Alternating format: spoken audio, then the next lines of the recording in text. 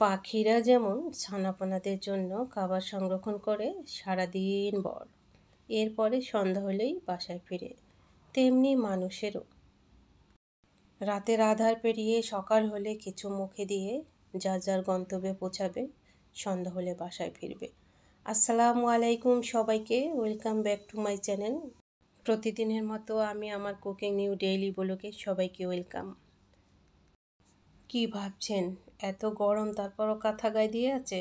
হ্যাঁ, ছেলেটা এতটা জ্বর এসেছে, জ্বরে গা পুড়ে যাচ্ছে। তো আমি একটু রুটি আর দুধ নিয়ে আসলাম। কিচ্ছু খায় না, না ভাত খায় না কোনো কিছু। খেয়ে আজকে ওর একটু টেক কেয়ার করবো। এতটা গরম, কিচ্ছু খেতে চায় না। যে মানুষটা এটা ওটা দেও, প্রতিদিন ফ্রিজ খুঁজবে, কত কি রান্না করো, এটা খাওয়াও এটা খাওয়া, আজকে সে পছন্দের খাবারগুলো ফিরে দিচ্ছে, খেতে চায় না। আমার বাচ্চাটির জন্য দোয়া করবেন, দুটো বাচ্চা আমার, সবাই দোয়া করবেন। আমি যেমন আমার সকল দেশবাসী এবং সকল শুভাকাঙ্ক্ষী যারা আছে সবার জন্য আগে দোয়া, তারপর নিজের জন্য করি, তেমনি আমার জন্য, আমার বাচ্চাদের জন্য সবাই দোয়া করবেন। আশা করি সবাই ভালো আছেন, যে যেখান থেকে আছেন, কষ্ট করে মূল্যবান সময় নিয়ে ভিডিও দেখছেন। অসংখ্য ভালোবাসা রইল সকল আপু ভাইয়া আঙ্কেল আন্টিরা এবং ছোট্ট ছোট্ট সোনামণিরাও ভিডিও দেখেন। ক্ষণিকের জন্য আমাদের এই জীবন, তাই না? মৃত্যু এমন কাছে, দুটি চোখের পলক ফেলতে যতটা সময় লাগে তার থেকেও কাছে। তো খাওয়ার পরে একটু ধোয়া পাকলা করে নিচ্ছি। আজকে ভিডিওটা স্কিপ না করে দেখবেন। ভিডিওর একটি অংশ যদি ভালো লেগে থাকে অবশ্যই ভালো লাগা থেকে সাবস্ক্রাইব এবং লাইক দিয়ে শেয়ার করে দিবেন, আমার পাশে থাকবেন। যারা এই কাজগুলো করে দিয়েছেন অসংখ্য ভালোবাসা। আজকে আমি কিছু কথা বলছি আপনাদের সাথে, হয়তো বা ভালো মনে নেবেন, কাজে লাগবে আশা করি। তো মহিলাকে নিয়ে অনেকেই অনেক রকম মন্তব্য করে থাকি আমরা, বা এরকম অনেক আছে। আমরা কিন্তু অনেক ব্লগাররা ইউটিউবের মাধ্যমেই কিন্তু চিনি, ওইভাবে সরাসরি না, তাই না? যার যার ভিডিও দেখার মাধ্যমে চিনি, গুণবতী ভালো মন্দ সব চেনা জানা হয়, তাই না? প্রত্যেকটা ভাইয়ারা বা আপুরা যারা বড় বড় ইউটিউবার হয়েছেন, তারা এখন বর্তমান যারা ছোট ইউটিউবাররা, যারা পরিশ্রম কষ্ট করছি, অনেকটা পরিশ্রম করছি, তো এই পরিশ্রমে এই কষ্টগুলো যদি একদিন বড় হয়ে ভুলে যাই আর ছোট ছোট ইউটিউবারদের একটু কষ্ট দেই বা অবহেলা করি কিংবা এড়িয়ে যাই, তাদের একটু কষ্ট লাগবেই। জানি না, মমিরাকে নিয়ে অনেকে অনেক কথা বলেন। অনেক ভিডিও দেখি এক আপু বলেছে কমেন্টের রিপ্লাই দেয় না। যদিও কোনো কমেন্টের রিপ্লাই দেয়, সেটা হচ্ছে যদি বলি তার স্বামী কী করে, সেটা ঝটপট রিপ্লাইটা দিয়ে দেয়, যেটা ভালো লাগে বা যেটা বড় কথা বা যেটা সংসারে আয় অনেক ভালো, এই রকমের একটা রিপ্লাই দেয়, এছাড়া কোনো রিপ্লাই দেয় না। তো হয়তো বা আপুর কষ্ট লেগেছে রিপ্লাই না দেওয়াতে, স্বাভাবিক। আমরা যদি পিছনের যে কোনো কষ্ট দুঃখ ভুলে গিয়ে সামনে বড় হয়ে যদি একটু করি ভাবভঙ্গি, সেটা আসলে ছোটদের একটু কষ্টই লাগে। তবে আমি হীরা আপুকে তো চিনি না, হীরা আপুকে চিনি না। সে ভিডিওর মাধ্যমে একবার দেখেছি, সে অহংকার না কি সেটা তো জানি না। তবে একটা কথাই বলবো, আমাদের হীরা আপু হয়তো বা তার মিলিয়ন মিলিয়ন ভিউজ হয় না, বা 2-4-5 লাখ করেও হয় না। যা ভিউজ হয় তার মধ্যে হয়তো 2-4-100 জন হয়তো কমেন্ট করে, হয়তো বা উনি রিপ্লাই দিতে পারে। আর আপু যদি ভিডিওটা দেখে থাকেন কিছু মনে করবেন না, আসলে শুধু সেই আপু না, অনেকেই রিপ্লাই দেয় না।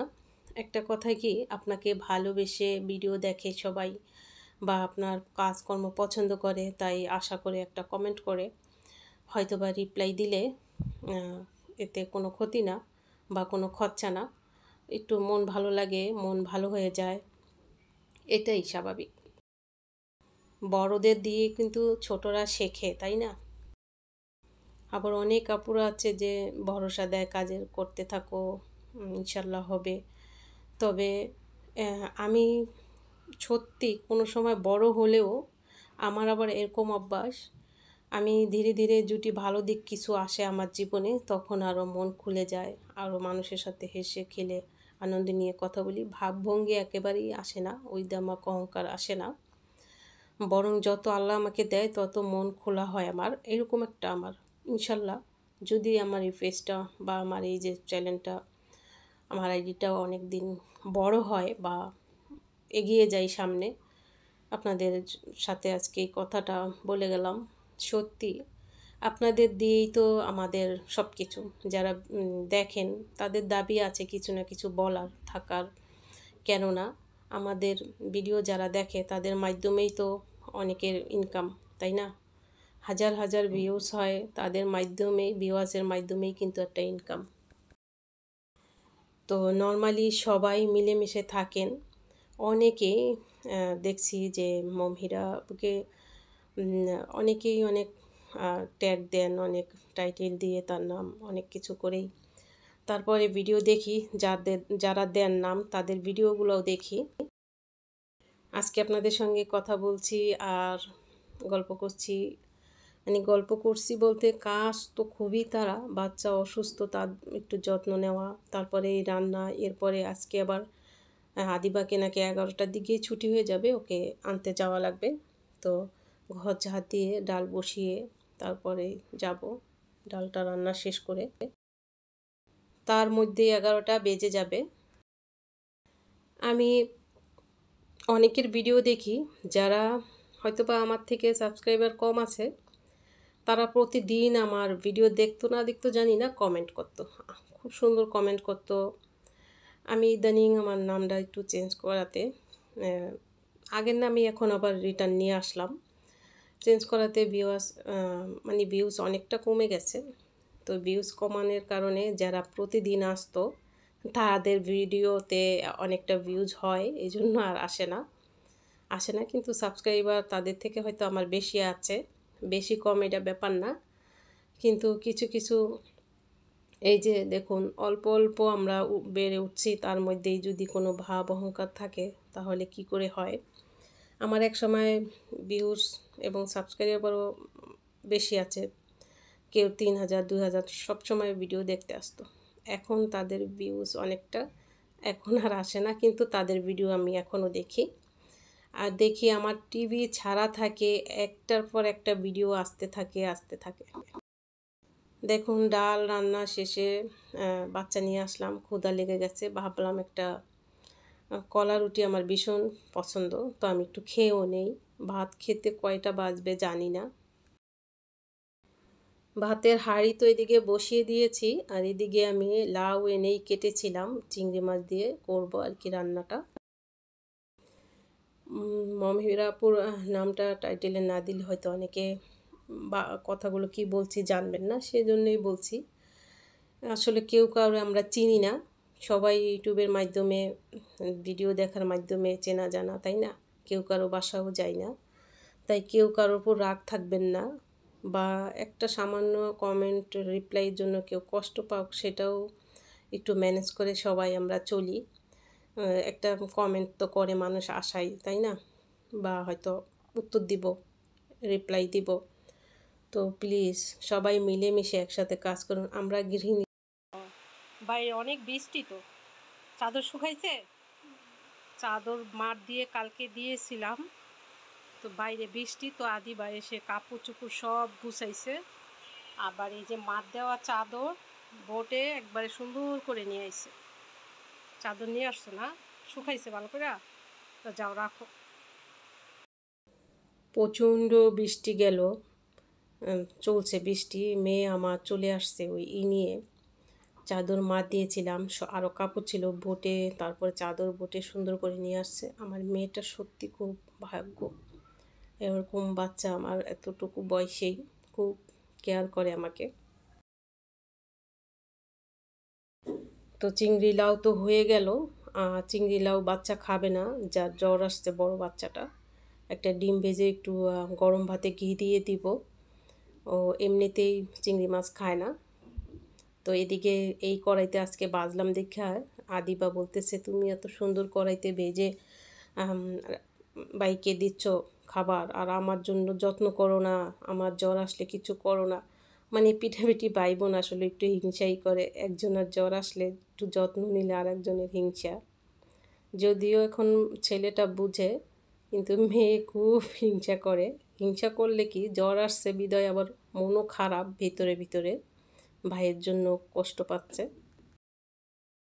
ছেলেকে খাবার দিয়ে দিব, খুব ক্ষুধা। আর এদিকে লাউ, আর ছেলেকে ডিম দিচ্ছি আর ঘি দিয়ে, সেজন্য আদিবাও এখন ওইটাই খাবে, তাই দিলাম। ঘর আগেই ঝাড় দিয়েছিলাম দেখছেন, এখন মুছে নেব। তো যে কথাগুলো বললাম, কথার ফাঁকে ফাঁকে কথা, কাজ। একটা কথাই শুধু মনে রাখবেন, আমরা অনেকেই কিন্তু ভাবি একটু ভালোভাবে চলবো, তাই না? মরে যাব বিদায় করব না, বেঁচে থাকলে খাবো কি? তো এই যতদিনই বাঁচি সংগ্রাম তো করতেই হবে। তার মধ্যে অনেক কিছু ভাবনা চিন্তা থাকে যে কেউ রাজার মতো বাঁচবো আমরা, তাই না? আসলে রাজার মতো বাঁচতে হলে দাসীর মতো পরিশ্রম করো। তাই একদিন রাজার মতো মাথা উঁচু করে বাঁচতে পারবে। আবার জীবনে যদি বড় হতে চাও, তাহলে আগে ছোট হও। তুমি তোমার কাজের জায়গায় তোমার উপরে যারা আছে, যারা উপর পোস্টে আছে, তাদের কাছে তুমি ছোট হও, তবে একদিন বড় হতে পারবে। এই ছোট ছোট নয়। আমরা যখন একটা গাছে কোনো ফল কোনো কিছু খেতে চাই, এখন এই ফলটা তো এমনি এমনিতে আসবে না। আগে কষ্ট করে গাছ বেয়ে উপরে উঠতে হবে, ফলটা পাড়তে হবে, তারপরেই তো ফলটা খাবো। পরিশ্রম, ভাগ্য, উন্নতিও এরকমেরই, আগে কষ্ট, তারপরেই কিন্তু সফলতা। যাই হোক, অনেক কথা বললাম। সবাই কিছু যার যার জায়গায় থেকে সবাই ভালো থাকেন, কেউ মনে কষ্ট নিয়েন না। এখানে বিট লবণ দেখলেন করলাম, বিট লবণ নিজেই বানিয়েছিলাম, নেই তো বিট লবণ না হলে চলে না, সেটাও ভরে নিলাম। আর এদিকে 2 রকমের স্যুপ নিলাম, একটু রান্না করে দিব। থাই স্যুপ আছে এখানে, তারপরে ভুট্টার স্যুপ আছে, তো একটু দেই হেলদি স্যুপ। বাচ্চাটার জ্বর, ভাত না খেলে আর কী বা পেটে থাকে বলুন। রাত্রে প্রচুর বমি, শুইতে পারে নাই বমির জন্য এরকম। তো একটা ডিম এখন ফেটে দিব। যদিও আদিবাও খুব স্যুপ পছন্দ করে, আমিও করি, তাই 2 রকমের 2টা প্যাকেটে দিয়ে দিলাম, একটু বেশি করেই রান্নাটা করলাম। স্যুপটা ঠিকই রান্না করেছি, বাচ্চাকে দিয়েছি। তো স্যুপটা যেইভাবে ঘনটা ঠিকঠাক হয়ে গেছে, এখন আমি বেড়ে নিচ্ছি। দোনোটা স্যুপের ইয়াটা খুব ভালো লাগলো, ভুট্টার এবং থাই স্যুপটা। ব্যস্তময় জীবনে আমরা এক সময় পাড়ি দিব দুনিয়া থেকে, সত্যি।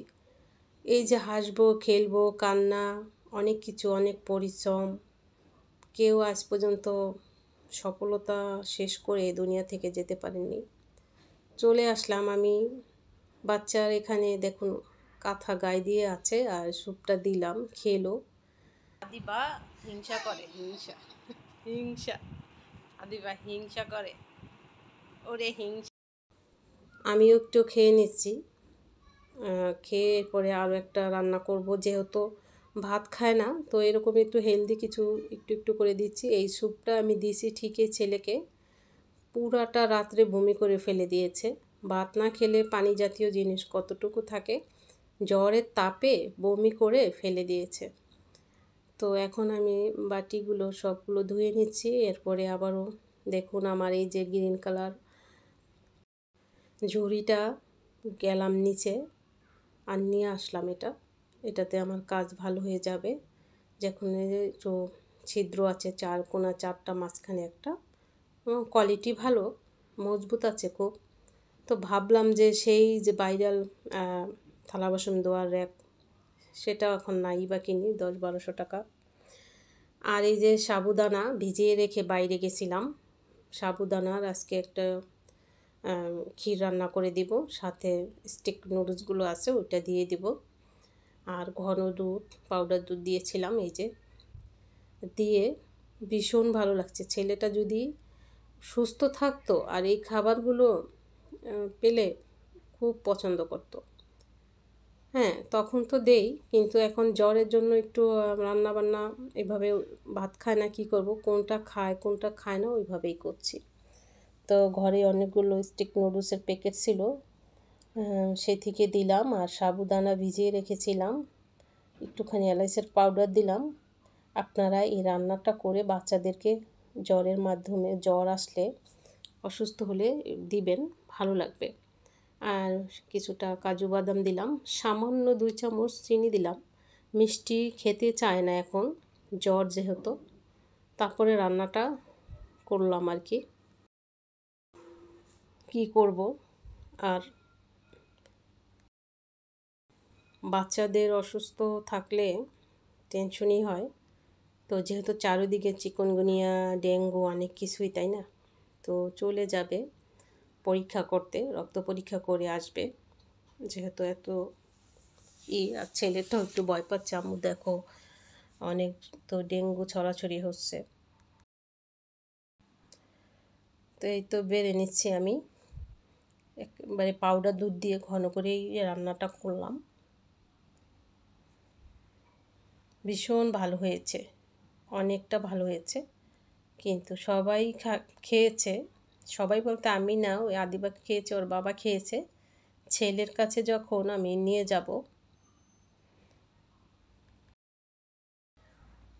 তো এখন একটু বেড়ে নিচ্ছি ছেলের জন্য, একটু ঠান্ডা হলে খেয়ে নেবে। আমার ভিডিওটা সম্পূর্ণ কেমন হলো অবশ্যই কমেন্ট করবেন, আর অবশ্যই সাথে থাকবেন স্কিপ না করে। কেউ কারোর জন্য হিংসা করবেন না, কোনো রকমের মনে কষ্ট নেবেন না। সবাই ভালো থাকবেন। আসসালামু আলাইকুম, আল্লাহ হাফেজ।